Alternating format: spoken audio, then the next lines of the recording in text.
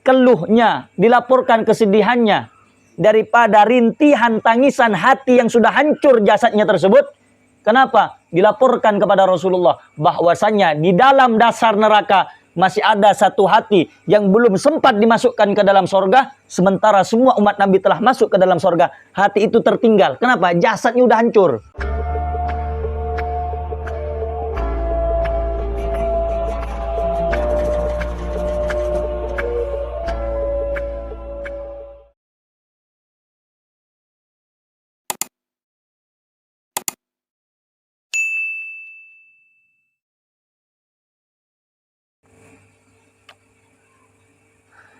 Qala al-Imam Abdullah bin Alawi bin Muhammad al-Haddad fi kitabih Risalah Adab Sulukil Murid, wa 'ala al-murid ay yahtariza min asgharidh dhunubi fadlan an akbariha ashadda min ihtirazihi min tanawuli summil qatil, wa yakunu khawfuhu law irtakaba syai'an minha a'dhama min khawfihi law akala summa, wa dhalika li anna al-ma'asi ta'malu fi qulub amala summi fil ajsam, wal qalbu a'azzu 'alal mu'min min jismihi, bal ra'su malil murid hifdzu qalbihi wa amaratuhu, wal jismu gharadun lil afat, wa amma qaribin yutlafu bil maut, wa laysa fi dhahabihi illa mufaraqatud dunya an-nakidah an-naghisah, wa amma al qalbu in talifa faqad talifatil akhirah, fa innahu la yanju min sakhatillahi wa yafuzu biridwanihi wa thawabihi illa man atallaha biqalbin salim. Alhamdulillah, segala puja dan puji syukur kepada Allah. Pada kesempatan malam ini Allah memberikan anugerah kepada kita, memberikan kenikmatan kepada kita, kenikmatan yang sangat luar biasa, kenikmatan yang istimewa, hingga pada detik ini kita masih dalam keadaan beriman kepada Allah serta beriman kepada Rasulullah sallallahu alaihi wasallam. Mudah-mudahan dengan keimanan yang Allah berikan ke dalam hati kita semua ini menjadikan kita sebagai hamba-hamba yang betul-betul beriman dan bertakwa kepada Allah Subhanahu wa taala. Salawat dan salam senantiasa tercurah limpahkan kepada manusia yang sangat istimewa, yang menjadi penyelamat bagi seluruh umat manusia, yang dibutuhkan pertolongannya atas izin Allah Subhanahu wa taala. Dia adalah kekasih kita, panutan kita, pemberi syafaat kita di hari kiamat, Habibuna Muhammad sallallahu alaihi wasallam, serta seluruh para keluarganya, sahabatnya, dan untuk semua para pengikutnya hingga akhir zaman. Amin ya rabbal alamin. Al-Imam Abdullah al-Haddad di dalam kitab Risalah Adab Sulukil Murid, beliau menjelaskan, wa 'alal murid ay yahtariza min asgharidh dhunubi fadlan an akbariha ashadda min ihtirazihi min tanawuli sumil qatil. Hendaknya bagi seorang murid, dia itu mampu menjaga atau menjauhi segala bentuk macam dosa. Segala bentuk macam dosa. Baik dosa yang kecil, terlebih lagi apalagi itu adalah dosa yang besar. Dengan apa atau seperti apa kita harus menjauhi dosa itu? Asyadda min ihtirazihi min tanawuli sumil qatil. Seorang murid meninggalkan atau menjauhi atau menjaga dirinya dari melakukan dosa yang kecil, terlebih lagi dosa yang besar, lebih dia tekankan, lebih dia perhatikan, lebih dia sungguh-sungguh ya menghindari atau menjaga daripada dia meneguk racun yang mematikan. Kalau ada seorang yang sangat berhati-hati, takut diracun, dia akan berhati-hati. Dari segi makanan, dia makan hati-hati. Dari segi minuman, dia akan minum hati-hati. Jadi kalau ada orang takut diracun, kalau ada orang takut dibunuh melewati racun yang disimpan di makanan atau di minuman, dia sangat khawatir dan akan waspada.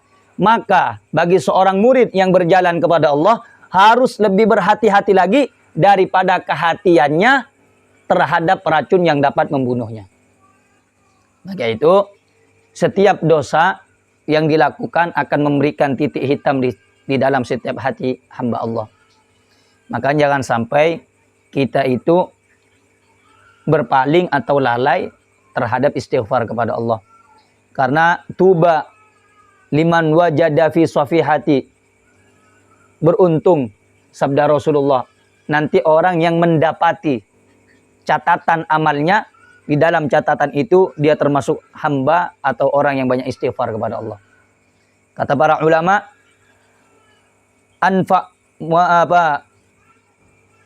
kata para ulama, min anfa'il adhkar li ahli hadaz zaman. Zikir yang paling manfaat untuk orang yang hidup di zaman sekarang. Bikathratil istighfar wassalah ala nabiyil mukhtar. Yaitu dengan banyak istighfar dan solawat kepada baginda Nabi Muhammad sallallahu alaihi wasallam. Nah, karena itu bagi setiap orang yang ingin menuju Allah Subhanahu wa taala, maka wajib baginya harus melazimkan istighfar. Supaya apa? Itu membersihkan hati. Itu akan menjaga diri.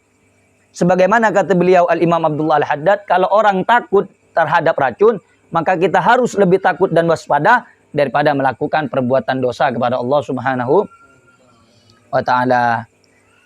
Terkadang manusia tidak sadar bahwa yang Allah lihat itu bukan penampilan kita. Yang Allah lihat itu bukan casing kita. Tetapi innallaha yanzuru ila qulubikum wa a'malikum. Allah melihat setiap hati kalian dan Allah melihat setiap amal kalian. Maka beruntunglah innalladzina amanu wa amilus salihati sayaj'aluhumur rahmanu wudda. Sesungguhnya orang-orang yang beriman kepada Allah dan beramal saleh, mereka adalah orang-orang yang nanti akan Allah berikan kepada mereka itu apa? Ketenangan, kedamaian, ketentraman, kenyamanan di dalam hidupnya di alam dunia. Maka kalau orang-orang yang beriman, ente lihat orang-orang yang beriman kepada Allah, walaupun secara mata kita dia orang tidak mampu, pakaiannya biasa, kemudian rumahnya tidak mewah. Kenapa mereka tenang, tentram, damai hatinya? Karena mereka telah melakukan amal soleh dan juga beriman kepada Allah Subhanahu. Jadi orang yang beriman dan beramal soleh akan diberikan oleh Allah ketenangan dalam hatinya. Dan orang-orang yang tenang hatinya, orang-orang yang aman dan damai hatinya, maka walaupun seluruh dunia ini untuk mengganggu dirinya tidak akan mampu. Karena dia telah diberikan ketenangan oleh Allah Subhanahu wa ta'ala. Nah karena itu, bagi seorang murid harus menjaga dirinya dari perbuatan dosa. Apalagi dosa yang besar. Na'udzubillahi min dzalik. Mudah-mudahan Allah mengampuni dosa kita semuanya. Wa yakunu khaufuhu law irtakaba syai'an minha a'dhama min khaufihi law akala summa. Dan hendaknya seorang murid menjadikan ketakutannya, kekhawatirannya jika dia melakukan daripada dosa atau melakukan sesuatu daripada dosa-dosa besar tersebut, yang mana rasa takutnya itu lebih besar daripada dia takut memakan racun. Paham maksudnya? Jadi kalau ada orang takut makan racun, kan khawatir. Maka seorang murid harus lebih besar lagi rasa takutnya ketika dia melakukan dosa kepada Allah daripada racun yang dapat mematikan orang tersebut. Wadzalika li'annal ma'asi ta'malu fil qulub amala summi fil ajsam. Kenapa? Kata Al-Imam Abdullah Al-Haddad, karena sesungguhnya maksiat itu efeknya, dampaknya itu kepada hati. Sebagaimana racun itu membahayakan bagi badan. Jadi contoh, kalau ada jasad kita terkena racun, biru langsung. Sakit. Begitu hati. Kalau hati udah kena maksiat, hancur itu hati. Makanya kata Sayyidil Habib Umar bin Muhammad bin Salim bin Hafid, sebanyak apapun ilmu yang dikuasai orang tersebut, di dalam bidang disiplin apapun, fikih, usul fikih, tafsir, ulumul Quran, hadis, kemudian dan macam-macamnya, tarikh dan lainnya, sebagainya, terjatuh sedikit hawa nafsu, hancur semua keilmuannya. Kenapa? Karena yang diserang bukan jasad, hati. Kalau sudah termasuk hawa nafsu, di situ akan ada nanti bisikan syaitan. Syaitan akan mengajaknya untuk riya, beramal. Karena untuk pujian manusia, hilang sudah. Amalnya hilang, habis. Jadi sungguh bahaya. Ya, sesuatu apapun, apalagi maksiat ya, itu masuk ke dalam hati, maka hal itu akan menutup hati kita dari cahaya Allah Subhanahu wa taala. Kemudian maksiat itu kata Imam Abdullah Al-Haddad lebih berbahaya daripada racun. Kenapa? Karena maksiat itu ngantemnya ke hati, sementara racun ngantemnya ke jasad. Sampai dikatakan wal qalbu a'azzu 'alal mu'min min jismihi, wal qalbu a'azzu 'alal mu'min min jismihi. Jadi hati itu lebih utama, hati lebih mulia, hati lebih bagus, hati lebih penting bagi orang yang beriman daripada jasadnya. Ya kalau kita ini kan imannya setengah-setengah, badannya dibaguskan, ya pergi pergi ke gym atau ke perawatan, jasad yang dihiasi, hatinya dibiarkan. Padahal kalau mati nanti yang pertama kali dimakan jasad. Sampai dalam satu riwayat di akhirat itu terakhir umat Nabi Muhammad sallallahu alaihi wasallam yang masuk ke dalam surga, terakhir riwayat, ada satu hati ya di dalam neraka itu terdengar suara rintihan, ada tangisan. Nangis ini hati. Manggil-manggil nama Rasulullah. Kata malaikat penjaga neraka, malaikat Malik, bilang kepada malaikat Zabaniyah yang ditugaskan malaikat-malaikat yang lain itu. Periksa, itu suara dari mana itu? Suara nangis itu. Periksa. Diperiksa sampai ke dalam, paling bawah neraka. Cari ada suara yang nangis. Ketika dicari, suara itu berasal dari hati. Jadi jasadnya sudah hancur, kareatena. Tinggal hatinya cuma. Hatinya yang ngomong. Merintih nangis. Ditanya, ini hati siapa? Dijawab oleh malaikat, itu hati salah satu dari umatnya Nabi Muhammad SAW. Dilaporkan keluhnya, dilaporkan kesedihannya daripada rintihan tangisan hati yang sudah hancur jasadnya tersebut. Kenapa? Dilaporkan kepada Rasulullah bahwasanya di dalam dasar neraka masih ada satu hati yang belum sempat dimasukkan ke dalam sorga, sementara semua umat Nabi telah masuk ke dalam sorga. Hati itu tertinggal. Kenapa? Jasadnya udah hancur. Kemudian hatinya tinggal sendiri di dalam dasar paling dalam neraka. Akhirnya kata Rasulullah, ambil. Diambil oleh malaikat Jibril, hati itu dimandikan dengan telaga Kautsarnya Nabi Muhammad sallallahu alaihi wasallam. Kemudian berubah itu menjadi seorang laki-laki yang tampan.